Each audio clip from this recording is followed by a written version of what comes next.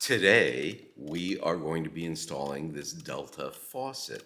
Let me give you a little bit of a closer look at it.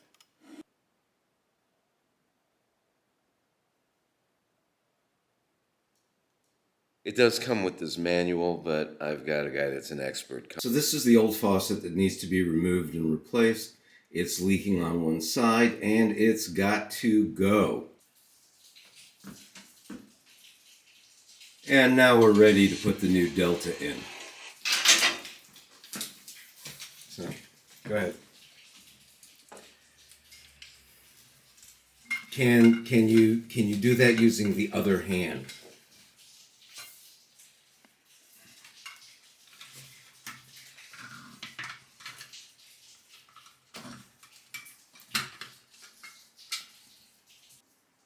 And now it's all installed. There we go.